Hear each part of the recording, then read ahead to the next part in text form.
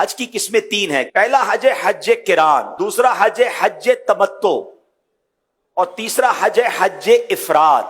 اب تھوڑی تھوڑی اس کی تعریف. حج کران کس کو کہتے ہیں؟ نبی پاک علیہ الصلوۃ والسلام نے اپنی مبارک حیات طیبہ میں ایک ہی حج فرمایا اور وہ حج کران فرمایا. حج کران یہ ہے کہ جب حاجی احرام باندھتا ہے، جو میقات سے باہر رہنے والا حاجی ہے، جیسے ہم لوگ ہیں پاکستان، انڈیا، یو کے، امریکہ، ہم سب میقات کے باہر رہتے ہیں، تو یہ احرام جب باندھتا ہے تو یہ حج اور عمرے کا ساتھ احرام باندھتا ہے، دونوں کی نیتیں ساتھ کرتا ہے. اور اس کا احرام جو اترے گا، یعنی احرام سے وہ فارغ ہوگا، وہ تمام حج کے معاملات سے فارغ ہو کر رمی جمرات کر کے، حلق کر کے، قربانی کر کے وہ حج کے احرام سے فارغ ہوگا. یعنی آسان لفظوں میں احرام ابھی باندھے گا، عمرہ اور حج ساتھ کرے گا، مگر احرام اس کا حج کے بعد اترے گا. ٹھیک ہے. اب دوسرا حج ہے حج تمتع. یہ حج کرتے ہیں پاک و ہند میں رہنے والے، میقات کے باہر میں رہنے والے، عموماً ہم یہ حج کرتے ہیں. وہ کیا ہوتا ہے؟ ہم اپنے وطن سے جو احرام باندھتے ہیں، نیت کرتے ہیں، تو ہم عمرے کی نیت کرتے ہیں. کس کی نیت کرتے ہیں؟ اور وہاں جا کر عمرہ کرتے ہیں، احرام سے فارغ ہو جاتے ہیں. پھر جب حج کے دن قریب آتے ہیں، پھر احرام وہاں سے مکے میں رہ کے باندھتے ہیں، تو اس کو کہتے ہیں حج تمتع. حج افراد. حج افراد نارملی مکے میں رہنے والے، جدہ میں رہنے والے، یعنی میقات کے اندر رہنے والے لوگ جو ہے وہ حج افراد کرتے ہیں. وہ کوئی اور حج نہیں کر سکتے، وہ حج تمتع بھی نہیں کر سکتے، حج کران بھی نہیں کر سکتے. ان کے لیے لازم ہے کہ وہ حج افراد کریں گے. لیکن ہم جو لوگ ہیں میقات کے باہر رہنے والے، ہم حج افراد بھی کر سکتے ہیں.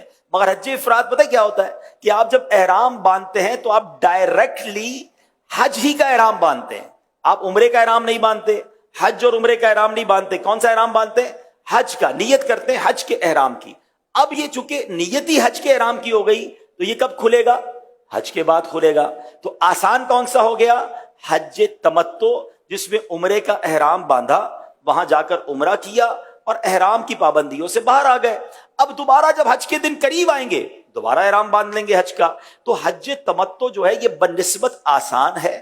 ٹھیک ہے. اب آتے ہیں، یہ تینوں قسمیں آپ نے سن لی. پاکستان والے کرتے تو حج تمتع ہیں، لیکن انفارچونیٹلی، بدقسمتی سے، لوگ 30 دن 40 دن کا حج کرنے کے لیے تیار ہیں، 10 11 12 20 لاکھ روپے کا پیکج بھی دینے کے لیے تیار ہیں. 2-3 گھنٹے کی تربیت نہیں لیتے. اس میں غلطی کیا ہوتی ہے کہ ہمیں بھی کئی بار ایسا ہوا. میں ایک بار خود جہاز میں جا رہا تھا، تو میرے برابر میں ایک حاجی صاحب تھے، احرام میں نے بھی پہنا تھا، انہوں نے بھی پہنا تھا. تو میں نے پوچھا کہ آپ نے کون سے حج کی نیت کی ہے؟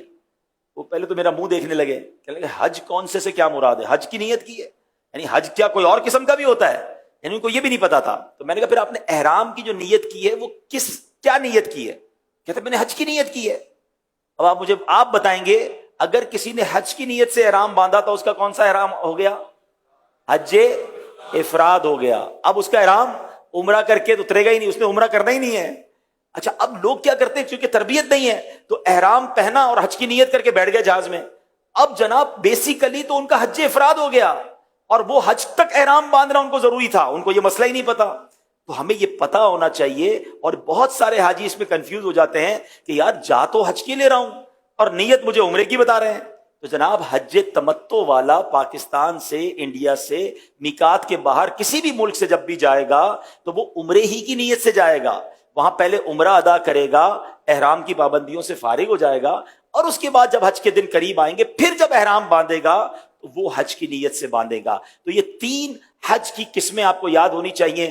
حج کران کرنے والا قارن کہلاتا ہے، حج تمتع کرنے والا حاجی متمتع کہلاتا ہے، اور حج افراد کرنے والا جو حاجی ہے وہ مفرد کہلاتا ہے. تو اصطلاحات بھی امیر اہل سنت نے بڑے پیارے انداز میں یہ پورے حج کے سفر میں جو اصطلاحات، ٹرمینالوجیز ہماری یوز ہوتی ہیں اس کو بھی بیان کر دیا ہے. اور میں ایک اور خوبصورت بات بتاؤں کہ یہ رفیق الحرمین انگلش زبان میں بھی موجود ہے، اور نہ صرف انگلش میں بلکہ دعوت اسلامی .net ویب سائٹ پر یہ کئی زبانوں میں موجود ہے. تو یہ ڈاؤن لوڈ کر لیں، اس کو پڑھتے رہیں، آپ کا سفر بہت آسان ہو جائے گا.